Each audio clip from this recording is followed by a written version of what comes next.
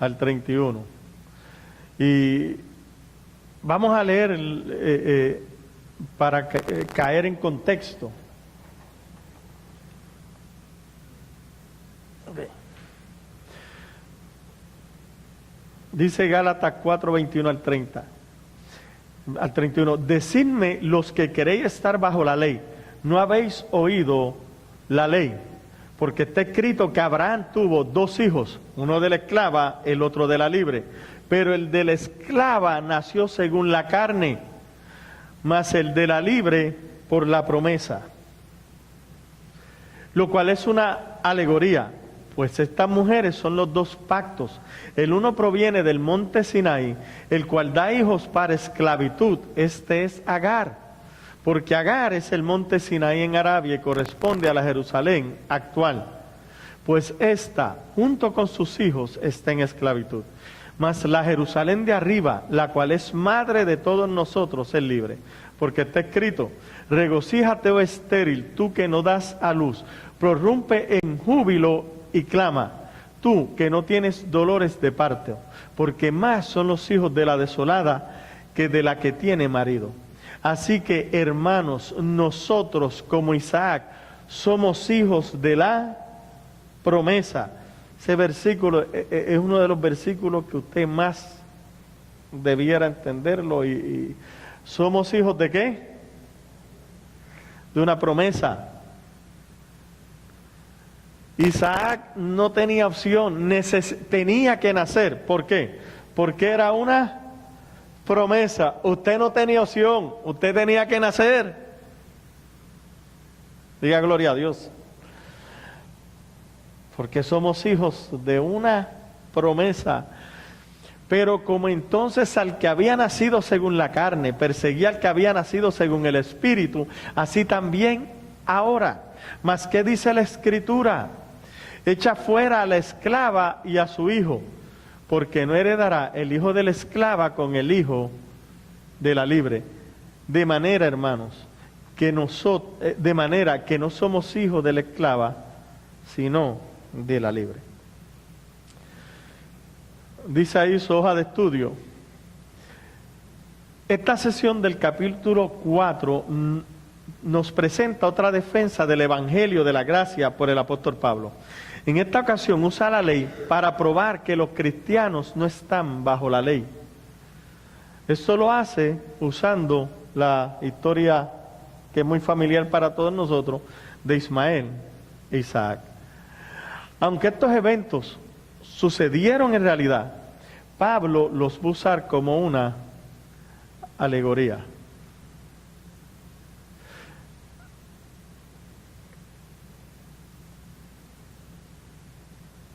Ahora, la pregunta que nos tenemos que hacer no es ¿qué es una alegoría? Porque parece alergia, pero no es alergia, es alegoría. Y dice ahí en su hoja de estudio, una alegoría es una narrativa que tiene un significado más profundo tras ella. En una alegoría, personas y acciones que presentan significados escondidos. De tal manera que la narrativa se puede leer en dos niveles, literal y simbólico, como lo es la historia de Agar y Sara, que es literal porque sucedió y es simbólico porque apunta a otra cosa. Pero muchas veces puede ser totalmente literal o simbólico. Si es literal, ya no es una alegoría. Ahora, el uso de esta alegoría no nos da permiso o licencia para encontrarle un significado oculto a todos los eventos del Antiguo Testamento. Usar esto es peligroso, ya que podemos hacer que la Biblia diga lo que queremos que diga, ¿verdad? Esta es una de las razones por las cuales se levantan muchas falsas enseñanzas. No todo en la Biblia se puede espiritualizar o alegorizar. Aunque hay que tener en cuenta que en el Antiguo Testamento, el Antiguo Testamento, aunque se lee como algo histórico, también era una sombra de la realidad. En otras palabras, de lo que había de venir. Y muchos pasajes en el Antiguo Testamento usan también lenguaje profético, que es un lenguaje figurado. Yo quiero que ahora que podamos tocar un poco de lo que es el lenguaje profético, porque esa es una de las cosas que menos entendemos, y por eso es que tenemos tantos problemas en la interpretación bíblica. Una alegoría ya entendemos que apunta a otra cosa. De igual manera, así es el lenguaje profético. Por ejemplo, Isaías 13, de 6 a 3. Vamos a ver qué dice Isaías del 6 al 3. Dice: aullad, porque cerca está el día de Jehová. Vendrá como asolamiento del Todopoderoso. Por tanto, toda mano se debilitará y desfallecerá todo corazón de hombre. Y se llenarán de terror, angustias y dolores se apoderarán de ellos. Tendrán dolores como la mujer de parto. Se asombrará cada cual al mirar a su compañero. Sus rostros de llamas. ¿Será que cayó una bomba Molotov? Porque así es como se explica hoy en día, ¿no? Y la gente se empezó a quemar. He aquí, el día de Jehová viene terrible, y de indignación y ardor y de ira, para convertir la tierra en soledad y raer de ella a sus pecadores. Por lo cual las estrellas de los cielos y sus luceros no darán su luz. El sol se oscurecerá al nacer y la luna no dará su resplandor. Y castigaré al mundo por su maldad y a los impíos por su iniquidad, y haré que cese la arrogancia de los soberbios y abatiré la altivez de los fuertes.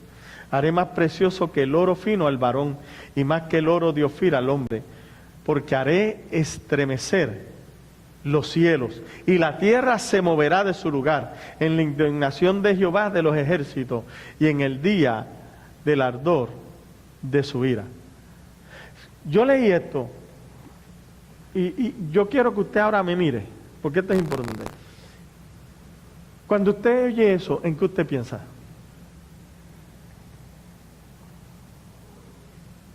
En Apocalipsis. Muy bien, uno piensa en Apocalipsis. ¿Por qué? Porque hay un juicio. Lenguaje profético es lenguaje de juicio. Y es muy bien. El problema está en que si lo vemos literal, las estrellas de los cielos y sus luceros no van a dar luz. El sol se va a oscurecer, la luna no dará su resplandor. Eso es lo que nos han enseñado que va a pasar en el futuro, ¿verdad que sí? Y usted espera que eso pase literal. Que la luna se va a convertir en sangre. Dos cosas, la luna ni va a ser de queso ni va a ser de sangre. Esto es importante que lo podamos entender. Fíjense, castigará el mundo por su maldad. Voy a jaer la tierra, voy a convertir la tierra en soledad y raer de ella a los pecadores. Fíjate el lenguaje que él está usando, ¿verdad? Aparentemente él está hablando aquí del fin del mundo. ¿Qué usted cree? No podría creer, porque cuando yo toco este versículo con todo el mundo me dice, eso es en el futuro. No es en el futuro. No es en el futuro. Porque ese es el juicio que Isaías está profetizando sobre Babilonia. Pero esto es importante, porque ¿qué hizo Babilonia? ¿Qué usted sabe de Babilonia? Sí, lo podemos leer en el libro de Daniel, pero Isaías había escrito como 150 años antes, o un poco más. Fíjate, Babilonia,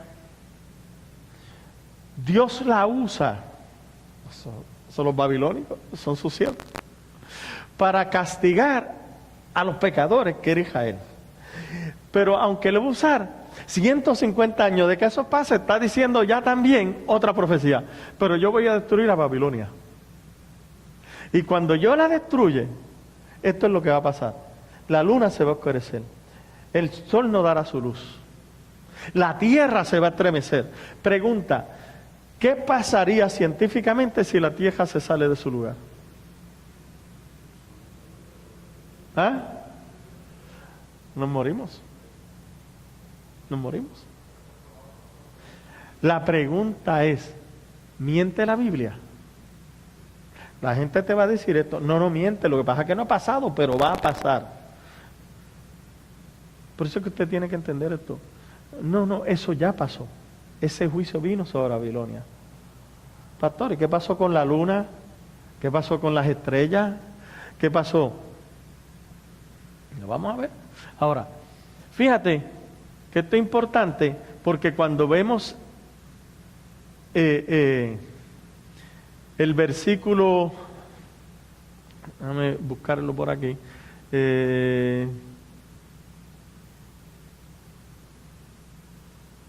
Ahí mismito, ya está grande.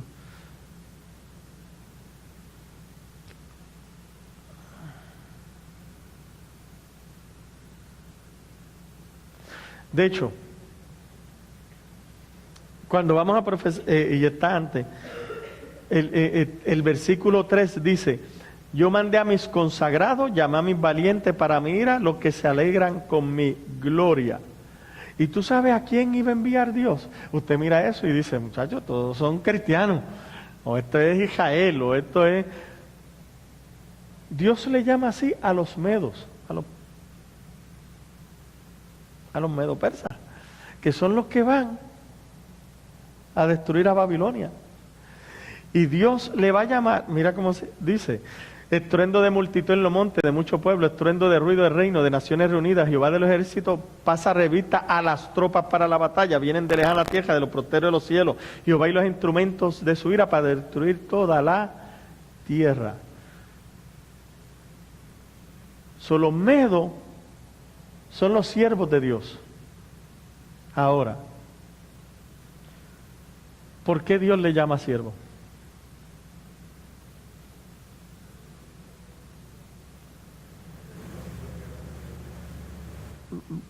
Pásale el micrófono allá porque es importante. Aquí, esto.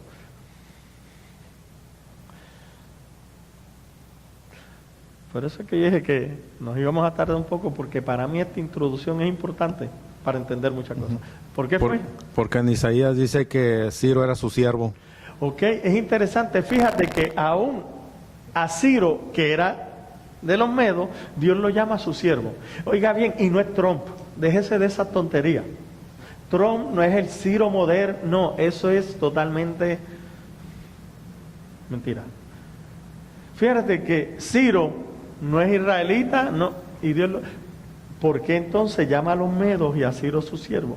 Porque usted tiene que entender que tanto los que son salvos como los que no son salvos, todos los impíos que usted vea por ahí, para Dios son sus siervos. ¿Por qué? Porque Dios usa a quien quiera, como quiera, cuando quiera, para que hagan su voluntad. Y eso es importante. Porque su voluntad, ¿quién la resiste? Nadie. La Biblia dice que el corazón del rey está en las manos ¿de quién? De Dios. Y Él los inclina como Él quiera. Entonces quiere decir que todo el mundo a la larga es un siervo. Es importante que podamos entender estas cosas. Dice su hoja de estudio, cuando Dios va a cambiar un gobierno, usa lenguaje profético, donde menciona cielos estremecida, tierra en caos, sol obscurecida, luna convertida en sangre. El lenguaje profético no quiere decir que va a parecer a ser literal, es algo simbólico. Por eso sigue diciendo ahí, el sol, la luna y las estrellas son un simbolismo para gobierno que Dios usa en el lenguaje profético. Génesis 37 del 9 al 10. Todo el mundo conoce esa historia. Vamos a ver qué dice Génesis 37 del 9 al 10. Soñó aún otro sueño y lo contó a sus hermanos diciendo, he aquí que he soñado otro sueño. He aquí que el sol, la luna y 11 estrellas se inclinaba a mí. ¿Por qué 11 estrellas y no 12?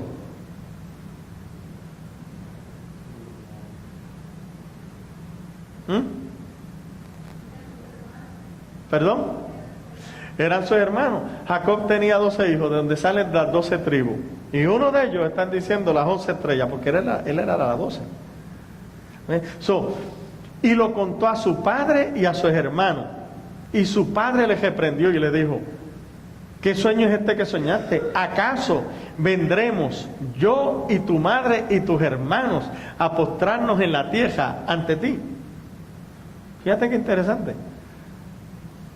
Usted puede decir, no, ahí no es gobierno, es la familia. Tenemos que entender esto. Dice la hoja de estudio, tiene que entender que Jacob entendió que el sol era él, la luna era su esposa y las 11 estrellas sus hijos. El gobierno bajo el que José vivía era un gobierno en ese tiempo patriarcal, con su padre Jacob como el patriarca. Ese era el gobierno que existía, eran clanes familiares. Un patriarca no se postraba ante su hijo, no. El respeto era ¿de quién? Del hijo a los padres, porque el padre era padre, pero era como un rey. Lo que el padre decía, se hacía. Entonces, cuando moría el patriarca, el hijo mayor era el que heredaba y era el próximo patriarca. Cuando muere Abraham, ¿quién queda? Isaac. Cuando muere Isaac, ¿quién queda? Jacob. Jacob ahora es el patriarca. Y cuando muriera Jacob, ¿quién tenía que ser el patriarca? El hijo mayor. Se iba a ser el gobernador, iba a ser el jefe del resto. ¿Ve? Entonces eso es importante, porque Dios iba a cambiar ese gobierno y ya no iba a ser el hijo mayor. Por eso dice ahí, cuando Dios va a cambiar,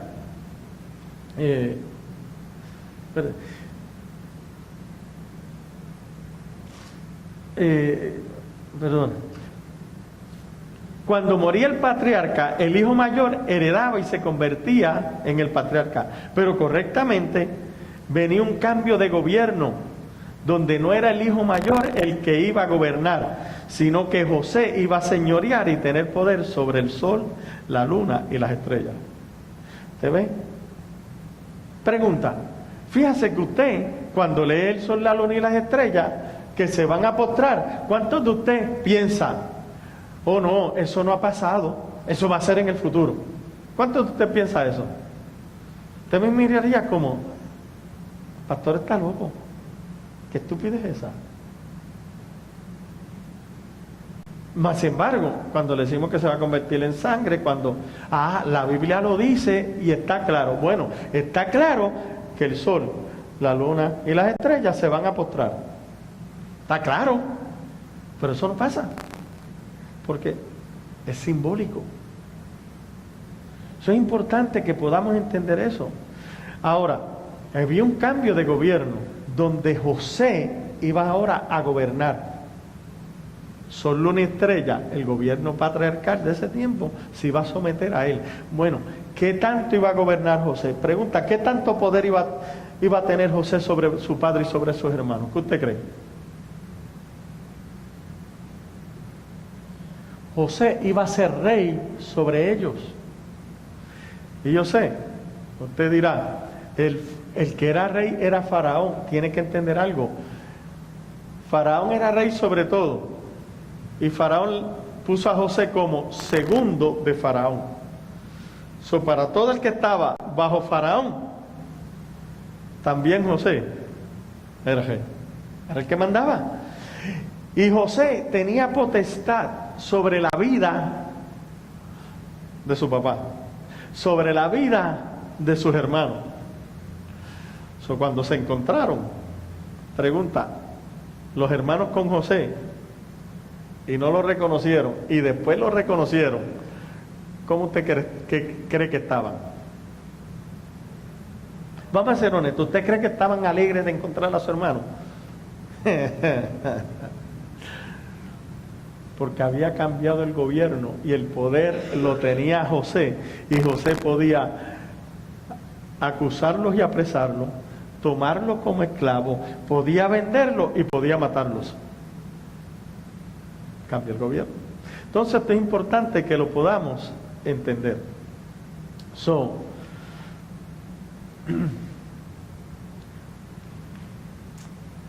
El lenguaje profético apunta a otras cosas. La alegoría también. Por ejemplo, otra alegoría que podemos ver en la Biblia se puede ver cuando el profeta Natán le dice la historia a David. Había un hombre que lo único que tenía era una ovejita y quiso hacer un banquete el hombre rico y le quitó la ovejita. Y ¿qué vamos a hacer con ese hombre? Y David dijo, vamos a matarlo. Moraleja, David, ese eres tú. ¿Qué tú dijiste? Alegoría. ¿Cómo se usa una cosa? ¿Para qué? Para apuntar a otra. Esto me trae un punto. Y esta no estaba en la agenda, pero antes de venir aquí me dio con buscar estos versículos. Y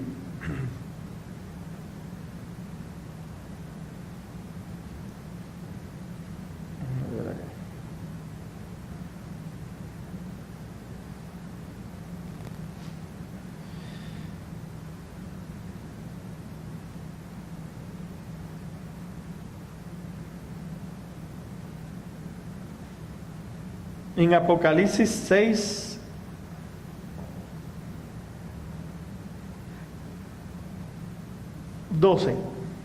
al 14.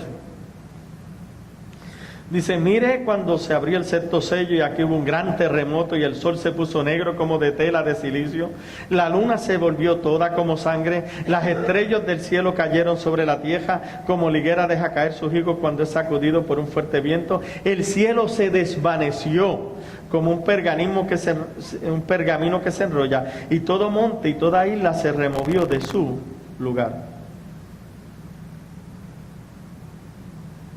Todos nosotros hemos aprendido que eso va a pasar, que las islas ya no van a estar. ¿Verdad que sé que nos enseñaron? Que los montes se van a caer. Y dice, los reyes de la tierra, los grandes, los ricos, los capitanes, los poderosos, todo siervo y todo libre se escondieron en la cueva entre la peña y los montes y decían a los montes y a las peñas, caed sobre nosotros y escondernos del rostro de aquel que está sentado sobre el trono y de la ira del Cordero. La pregunta es, ¿usted cree que alguien le puede hablar a los montes y a las piedras y le diga, cae sobre nosotros para que nos esconda? ¿Usted le puede hablar a un monte para que lo esconda? No, ¿verdad que no? Eso tiene que ser ¿qué? Alegórico. Fíjate cómo tú puedes decir, eso es alegórico, pero todo lo de antes, no. Pero ya te aprendió que el lenguaje profético. Hay un cambio de gobierno, hoy no lo vamos a explicar. Hoy estamos empezando para que usted pueda entender algo. ¿Qué dijo? Que el sol se iba, que los cielos se iban a ¿qué? A enrollar como un pergamino. Dice, y así va a ser en el futuro, en Apocalipsis, cuando los cielos, ¿verdad que se lo enseñaron? Porque también Pedro lo dice. Mire lo que Pedro dice.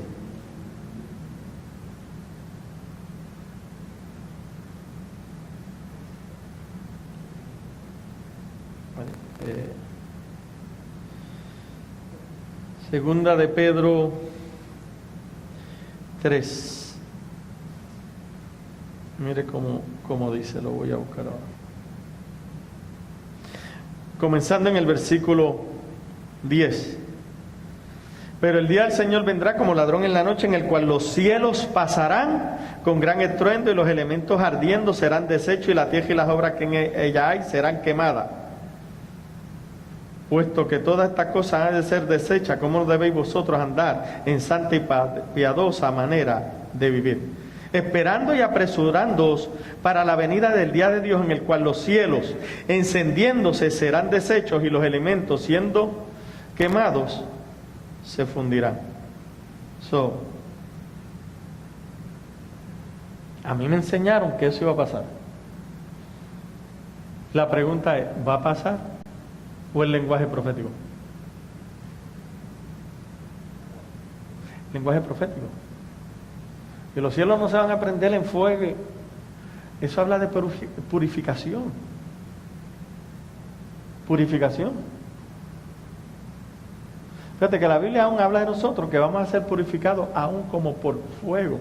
Y ninguno de ustedes piensa que lo van a meter en el infierno para purificarlo, ¿verdad que no? O que le van a pegar un fósforo y gasolina para...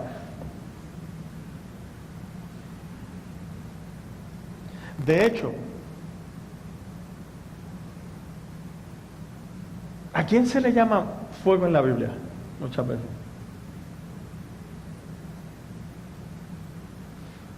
Nosotros vamos a ser bautizados en Espíritu Santo y fuego. Pregunta, ¿cuántos de ustedes se ven prendidos en llamas? Vamos a orar para que Dios te bautice en fuego, hasta que yo no vea humeando. Fíjate cómo nosotros decimos, eso no es cierto, pero lo otro sí. El Espíritu Santo es un fuego purificador. Diga, yo estoy purificado por fuego. ¿Verdad que sí? Es importante. Ahora, aquí es donde está el punto. ¿Cómo yo puedo saber? De hecho, ya yo te di suficiente escritura para que sepa que es lenguaje profético. Pero vamos a ver un lenguaje profético que ya se cumplió. Y está en Isaías 34.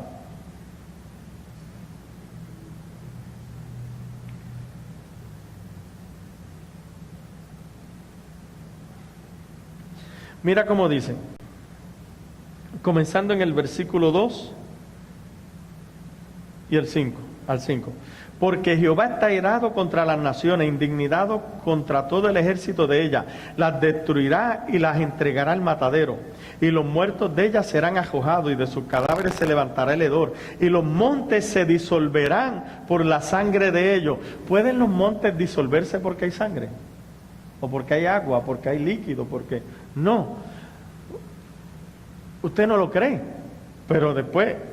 Usted no cree eso, más sin embargo cree el gesto, mire. Y todo el ejército de los cielos se disolverá y se enjollarán los cielos como un libro. ¿Qué le va a pasar a los cielos? Se va a enrollar. Y caerá todo su ejército como se cae la hoja de la paja y como se cae de la higuera. Porque en los cielos se embriagará mi espada y aquí que descenderá sobre Edom en juicio y sobre el pueblo de mi anatema. Espérese. ¿Sobre quién va a caer el juicio de Dios? Sobre Edom. Fíjate que te está diciendo, cuando caiga ese juicio, se va a disolver el cielo, se van a enrollar los cielos, pero ahora usted y yo ya entendemos qué significa eso. ¿Qué significa? Cuando el sol se oscurece, se enjolla el cielo, ¿qué significa? Cambio de gobierno. Cambio de gobierno. Eso dice, este es el juicio que le va a caer a Edom. Ese gobierno va a dejar de ser. Oiga bien, los edomitas dejaron de ser, hoy no existen. Hoy te dicen, no, eso es para el futuro. Los edomitas no existen. Sí, pero es Jordania y es Siria, es área de ahí, el tiempo moderno. Corazón, no me cambies el lugar. El juicio no era contra un lugar, era contra una gente. Y esa gente eran los edomitas. Y los edomitas, busque la historia, dejaron de ser. Se les apagó el sol, mi hermano. Se les oscureció la luna, se volvió en sangre para ellos. Los montes se disolvieron para ellos. ¿Qué está diciendo? El gobierno dejó de ser. Y eso ya pasó. ¿Ah?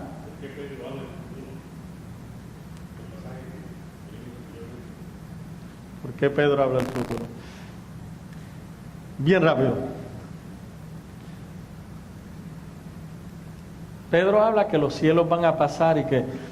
Y esto es súper rápido, porque yo nada más te estoy dando una instrucción. Todos estos versículos más adelante vamos a volver a estudiar, pero yo les dije, esto es un tiempo de extender para que usted pueda tener la idea correcta. Fíjate que cuando Pedro escribe esto antes de morir, ¿qué usted cree? ¿O lo escribió después de morir? Esto es importante. Te parece funny, pero vamos a entender esto. ¿Qué usted cree? ¿Lo escribió antes de morir o después de morir? ¿Bajo quién murió Pedro?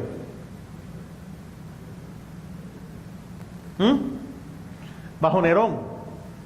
¿Bajo quién murió Pablo? Bajo Nerón. Fíjate que ya antes del 56, se espera que esta carta fue escrita como para el 56. Pedro te está diciendo, mira, mano, viene un cambio de gobierno. Los cielos se van a enrollar. Los elementos van a ardir. Ya sabemos que el lenguaje profético, ya sabemos que es cambio de gobierno, ¿verdad que sí? Pedro le está diciendo, viene un cambio de gobierno. ¿Para quién? Para Israel. Es juicio. ¿Y qué pasó con Israel 13 años después? 14 años después. Fue destruido. ¿Y qué pasó con el gobierno de Israel? Dejó de ser. Pedro está diciendo, ¿sabe qué? Más te vale que vive justamente, porque viene un juicio. Y el juicio vino sobre Israel. Y hoy no, se la voy a tirar por encima, pero después lo vamos, porque hoy no, este no es el punto. Todo esto vamos a seguir estudiándolo. Que usted va a ver que muchas veces cielo y tierra hablaba del tabernáculo.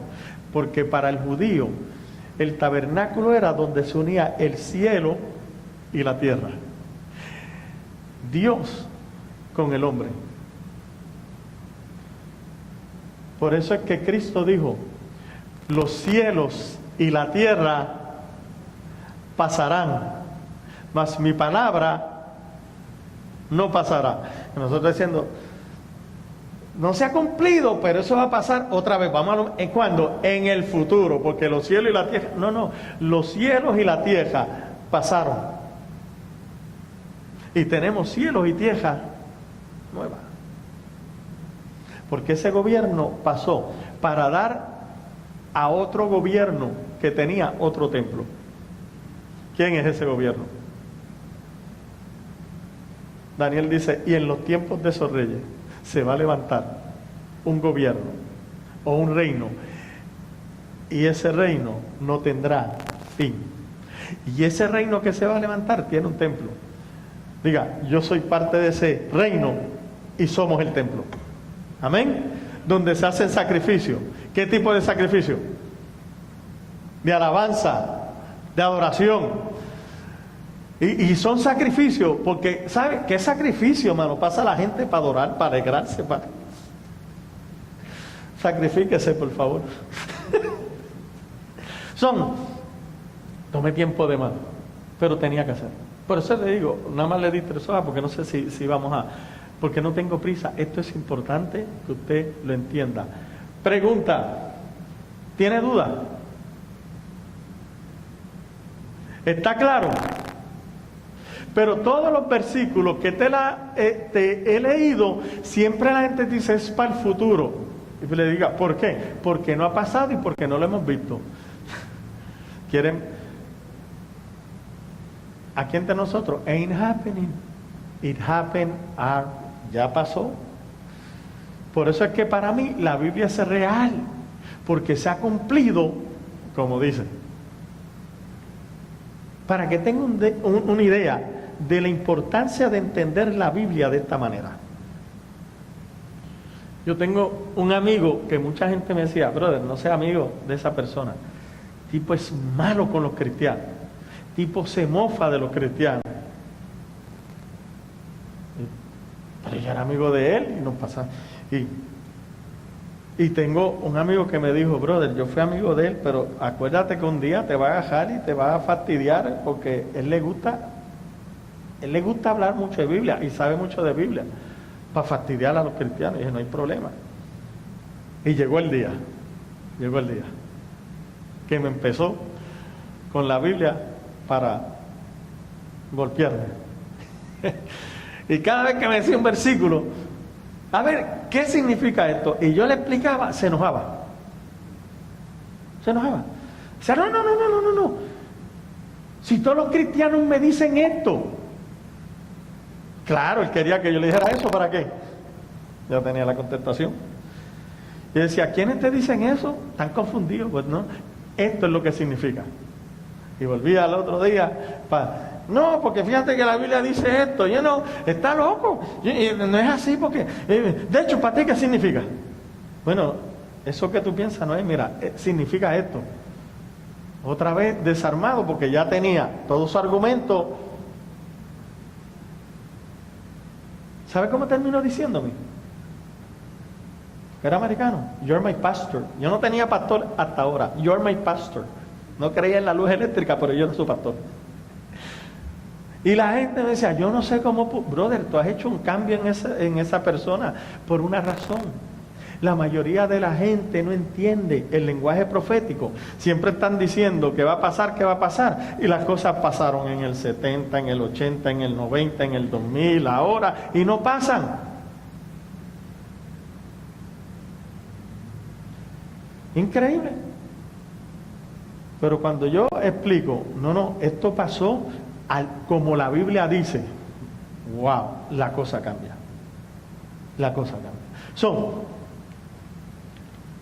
Vamos a seguir. ¿Aprendieron algo?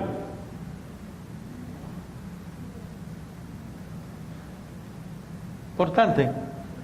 Cuando hable de cielo, de luna, de estrella, de tierra removida, de cielo enrollado, de elementos pasando, ¿de qué habla? ¿De qué? De un cambio de gobierno. Es juicio de Dios sobre el gobierno y la gente de ese lugar. Ahora sí podemos entrar en la alegoría. Y de hecho no llegaremos hasta allá, pero esta alegoría que Pablo presenta de Agar y Sara parte de un hecho histórico. Usando la edad de Abraham como nuestra guía, vamos a trazar algunos eventos sobre los cuales Pablo basa su argumento de libertad cristiana. A los 75 años, Dios llama a Abraham a salir de Canaán. Y voy a hacer una pregunta que usted dirá, pastores, pero eso es elemental, eso es tonto. No es tan tonto. Muchos cristianos tienen problemas con esta pregunta. Espero que aquí ninguno, pero créeme porque me he dado con ellos.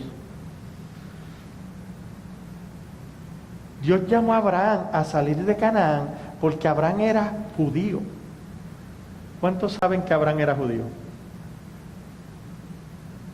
Pregunta, ¿era Abraham judío o no? No. ¿Qué era Abraham? Gentil. Porque no existían los judíos. Cuando Dios llama a Abraham, todo lo que hay son gentiles. No hay judíos. Abraham era un gentil que tenía muchos dioses porque los canaanitas tenían muchos dioses. Pero se le apareció y le habló el Dios verdadero. Entonces es importante. Porque cuando Dios ahora le da la promesa de darle una simiente,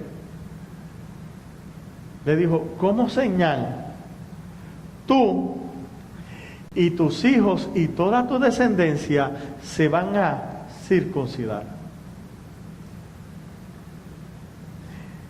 Y de ahí en adelante Dios va a comenzar a ser su pueblo, Israel. Pero antes no había pueblo. De hecho, voy más allá. Aún con Isaac, entre comillas, no había un pueblo judío, porque Isaac era ¿cuánto? Uno. Y no es hasta que Isaac tiene a Jacob, que Jacob todavía es uno, patriarca. Y después tiene 12 hijos. Y de esos 12 comienzan a salir ahora las tribus de Israel. ¿Pero por qué le dicen las tribus de Israel?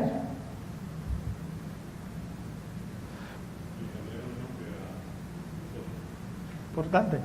Porque se le cambia el nombre a Jacob, usurpador. y se le da el nombre de Israel, que es príncipe.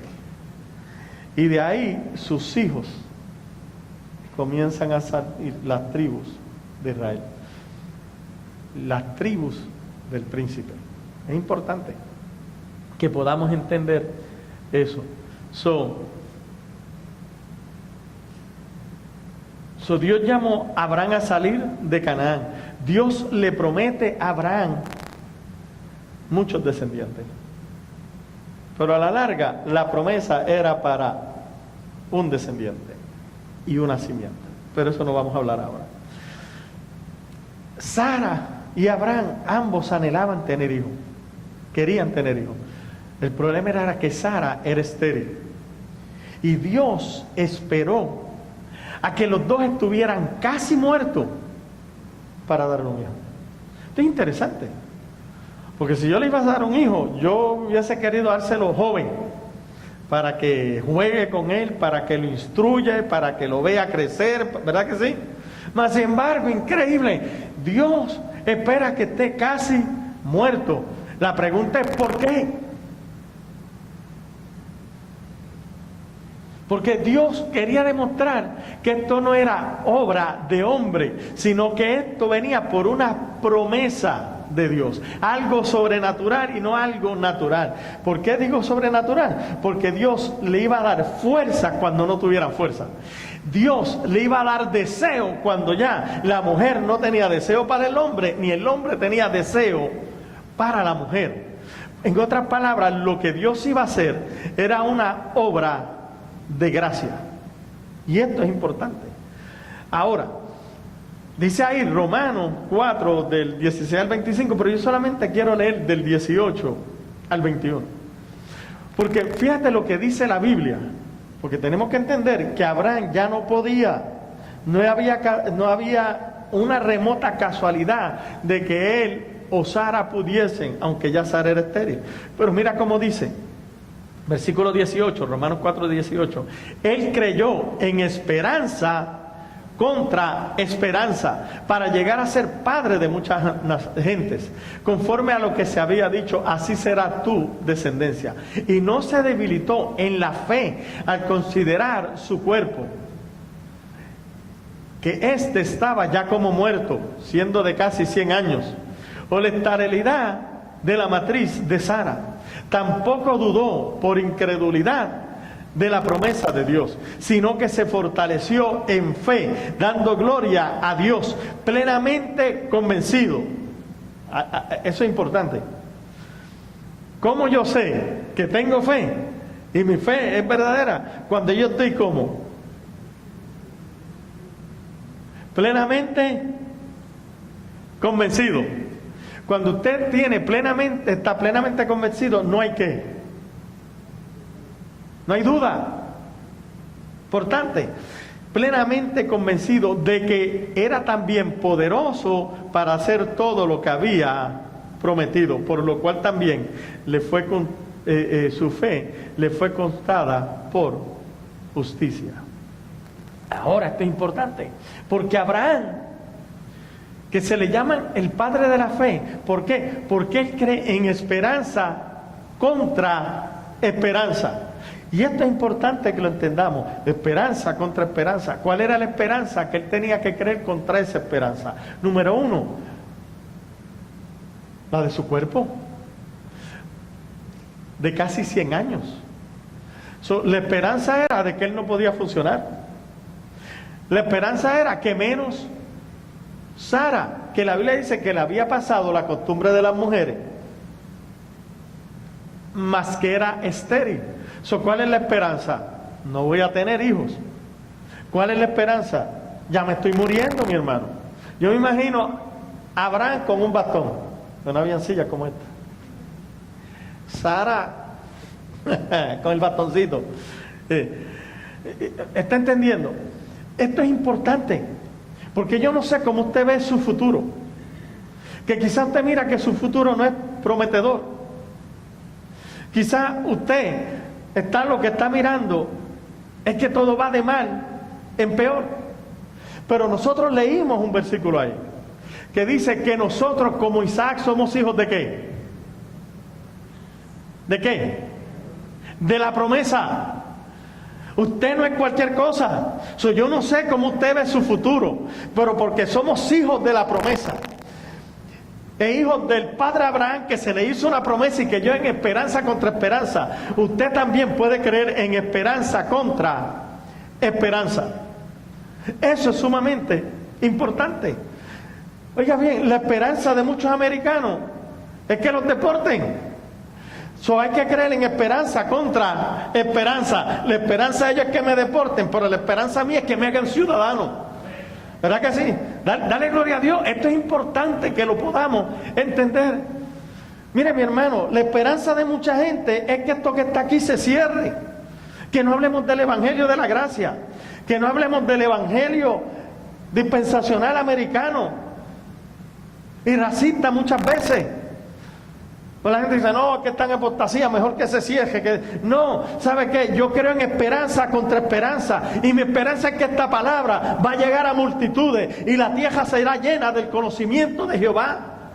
¿Me entiende? Tenemos que creer en esperanza contra esperanza. Nosotros tenemos que cambiar nuestra mentalidad. Es importante. Yo no sé lo que te espera, pero yo espero el bien de Jehová.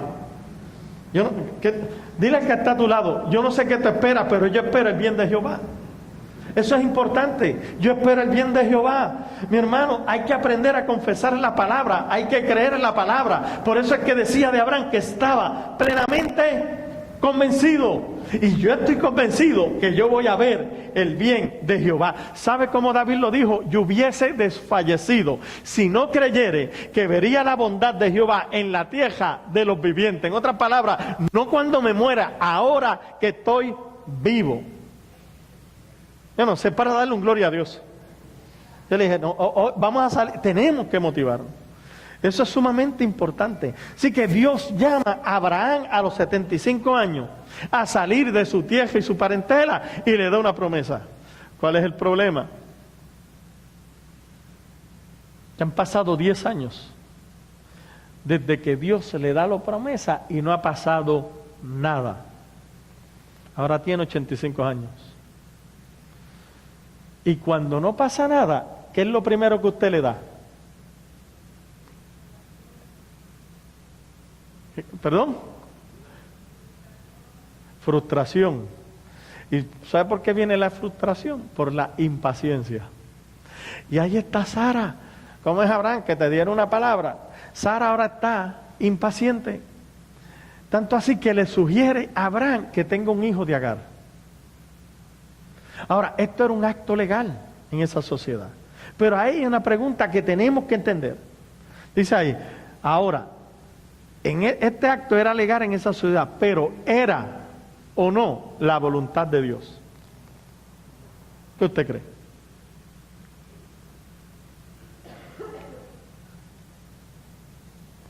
Créeme que hay gente que le va a decir, no era la voluntad de Dios.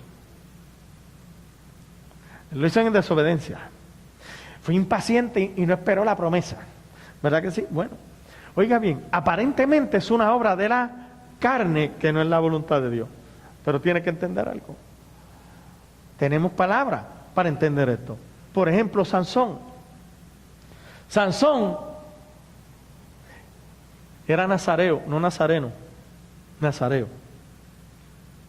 Cristo era nazareno, no nazareo. Son dos cosas diferentes. En otras palabras, había un voto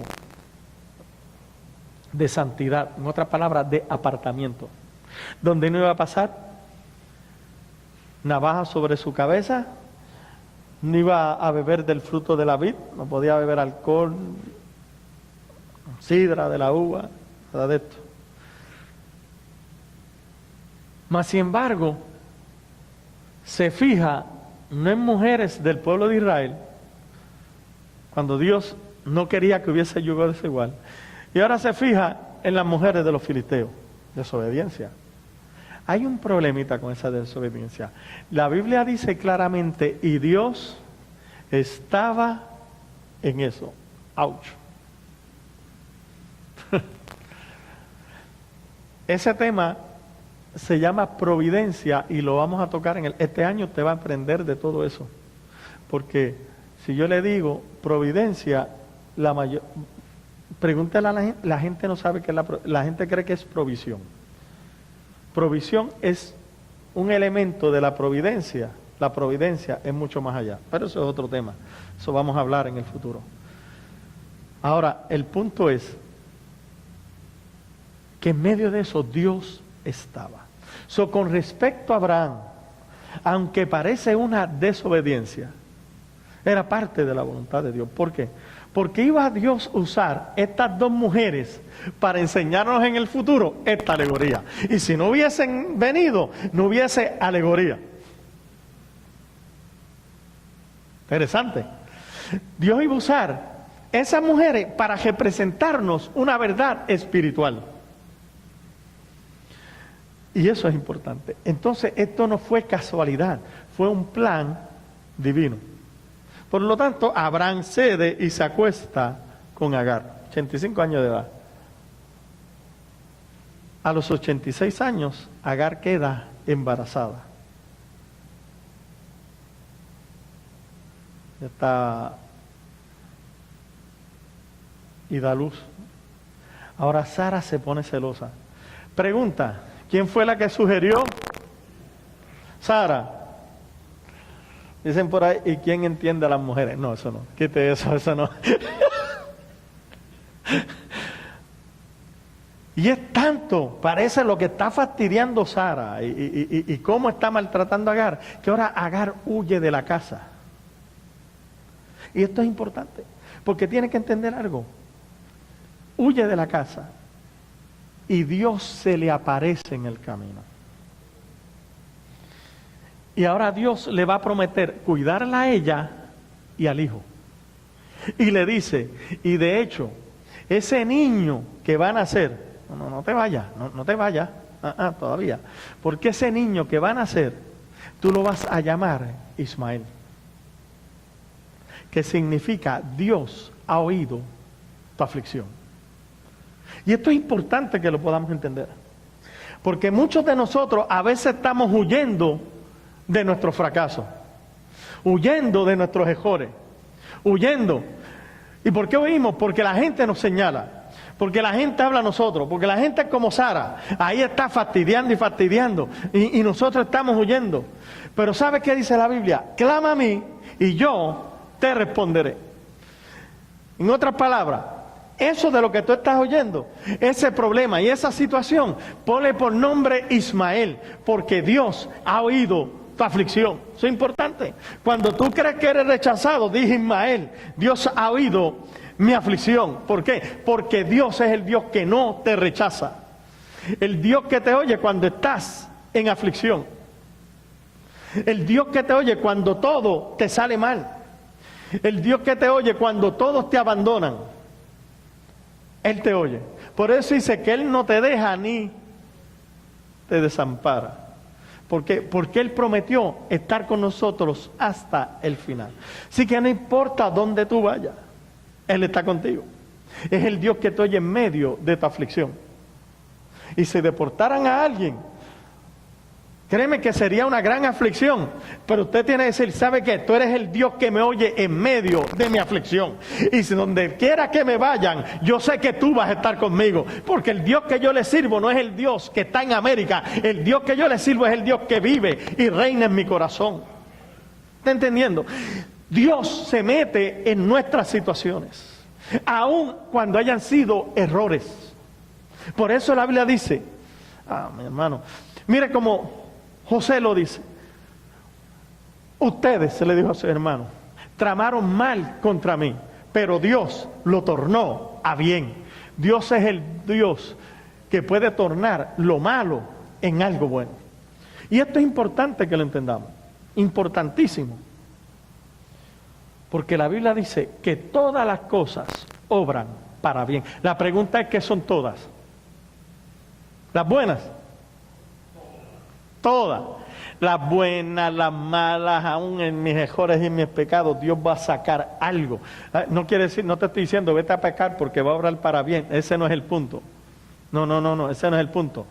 van a haber consecuencias, pero aún las consecuencias Dios las va a usar para bien. ¿Por qué? ¿Para quiénes va a obrar para bien? Para aquellos que son llamados conforme a su propósito.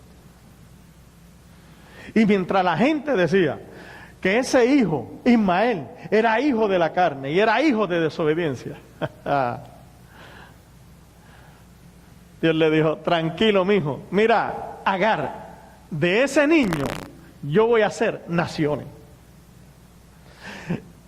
Aún muchas veces en medio de nuestro dolor por el pecado que hemos cometido, Dios dice, mira mi hermano, tranquilo, levántate, porque yo he prometido que de ti voy a hacer cosas grandes para mi gloria y para mi honra. Entonces tenemos que entender que el Dios que le servimos es un Dios maravilloso. ¿Cuántos lo creen? Es un Dios maravilloso.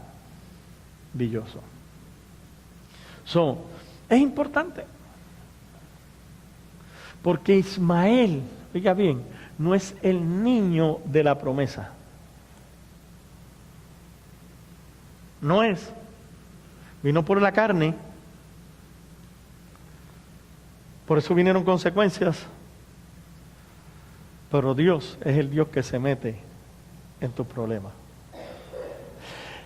Si Dios se metió en la vida de Agar y de Ismael, que no eran el hijo de las promesas, ¿cuánto más se va a meter en tu vida? Que la Biblia dice que nosotros como, no Ismael, sino como ¿quién? Como Isaac, somos hijos de la promesa. Dios se tiene que meter. Diga, Dios se va a meter. Dios se va a meter en mi situación. ¿Por qué? Porque soy hijo de la promesa. Mira lo que Dios le dice a Agar. Le dijo, tranquila Agar. Ese niño, llámale Ismael porque yo he oído tu aflicción. Ahora lo que tienes que es regresa donde Sara y sométete. ¿Sabes lo que está diciendo Dios? ¿Sabes qué? Pecaste y estás sufriendo la consecuencia. Tranquilo, yo he oído tu aflicción. Ahora lo que tienes es sométete. Sométete. Sométete. Porque yo no he terminado contigo. Importante. Ahora, cuando vemos el contexto, volvemos a ver ahora que ya Abraham tiene 99 años. Mi hermano, han pasado 24 años ya desde que Dios le habló a Abraham a salir de su tierra y su parentela y de darle descendencia. 24 años. Ya el muchacho estuviese en la universidad. Y lo único que he visto es que estoy viejo. Ya han pasado 13 años después de haber nacido Ismael. Oye, ¿qué usted cree? ¿Se le va la fe a uno? ¿Qué usted cree? Pues claro. Por eso es que Dios vuelve a hablarle a Abraham. Y le promete lo que ya le había prometido, un hijo con Sara.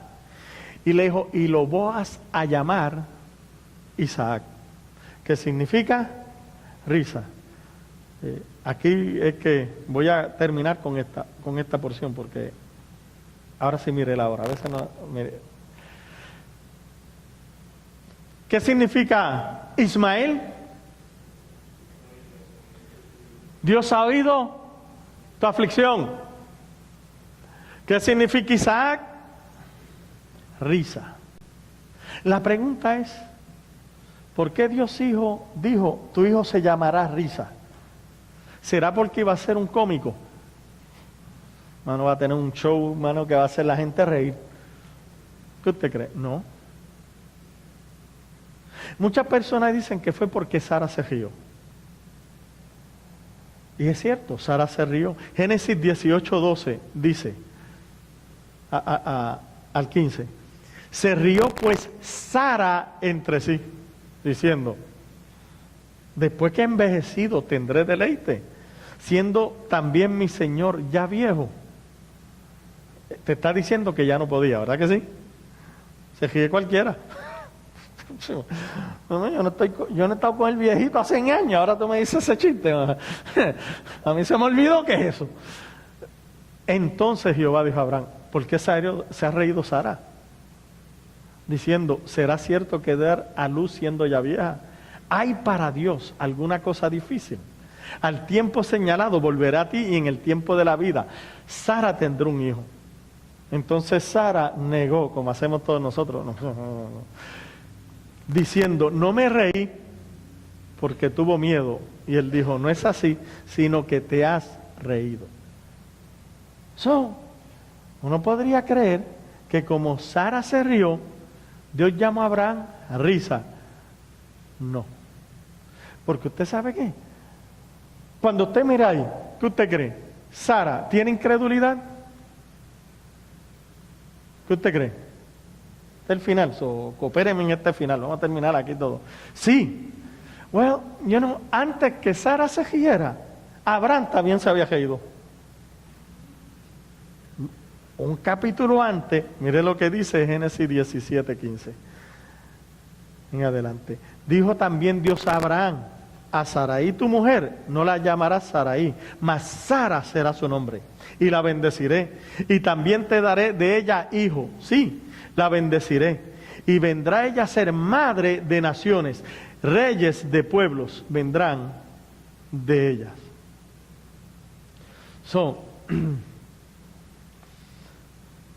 Entonces, Abraham se postró sobre su rostro y se rió. Te diría, muchacho, Abraham se gozó con la palabra. No, fue igualito que Sara. Dice, y dijo en su corazón, a hombre de 100 años ha de nacer hijo, y Sara ya de 90 ha de concebir. Se echó a reír. Dijo, si ella no se acuerda, a mí no me acuerdo yo. Le dio risa. Y dijo Abraham, a Dios, ojalá Ismael viva delante de ti. En otras palabras, hijo, ya yo no puedo. Dios quiera que sea Ismael, porque ya yo no puedo. Respondió Dios, ciertamente Sara tu mujer te dará a luz un hijo y llamará su nombre Isaac, y confirmaré con él mi pacto con él como pacto perpetuo para sus descendientes después de él. Sara se rió en incredulidad. Abraham se rió ¿en qué? En incredulidad. Y Dios le dice, y se llamará su nombre Isaac, risa. ¿Por qué? Porque uno se rió en incredulidad, el otro se rió en incredulidad, y Dios se rió de los dos. Se rió. Dios se rió. Se rió tanto que dijo, mira, esto a mí me ha dado tanta gracia de que tú, siendo padre de la fe, todavía no conozco lo que puedo hacer, que vas a llamar a Isaac risa. Y no es una risa de incredulidad, porque